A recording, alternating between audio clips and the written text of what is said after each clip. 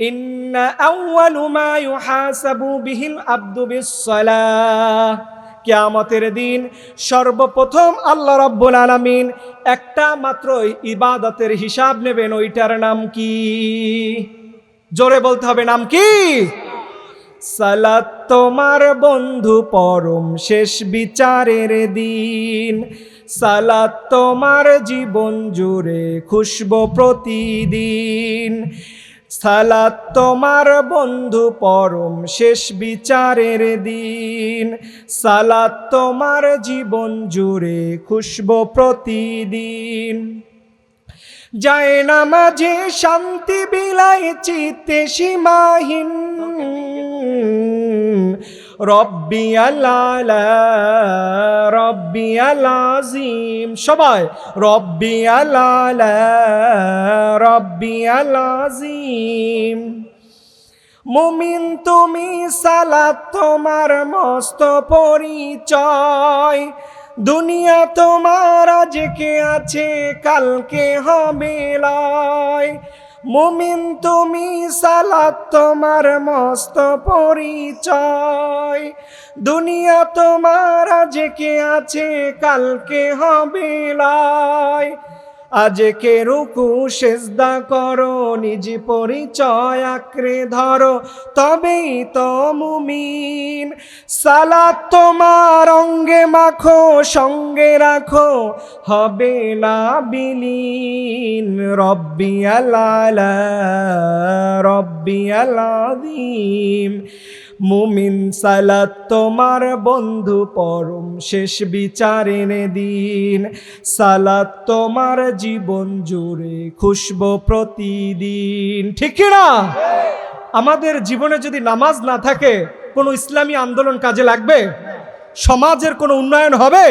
কারণ নামাজ যেই সমাজের ইমারত প্রতিষ্ঠিত হয়েছে, ওই সমাজের মুসল্লিরা এক একজন আল্লাহর ওলিতে পরিণত হয়ে যায়। ঘোষণা কার?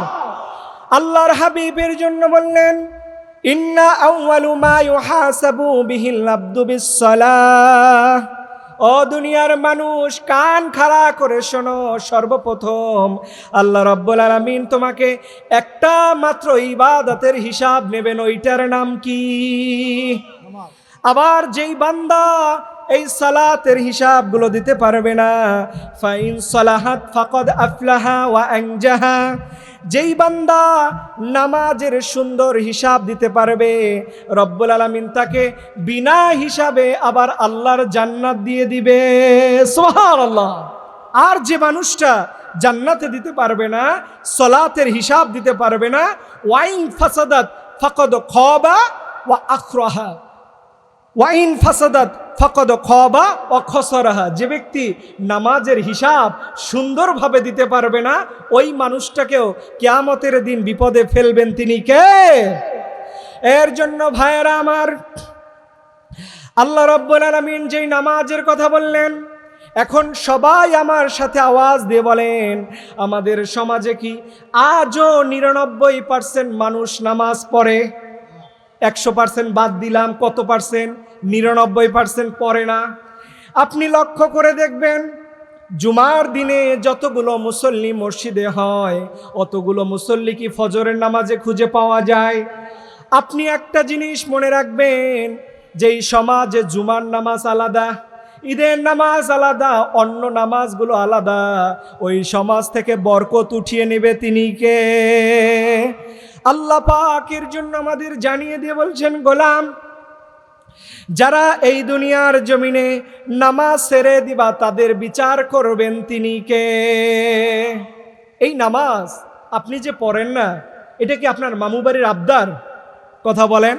ইচ্ছা হইল পড়লাম, ইচ্ছা হইল পড়লাম না, এটা কি আমাদের ব্যক্তিগত কোনো আবদার?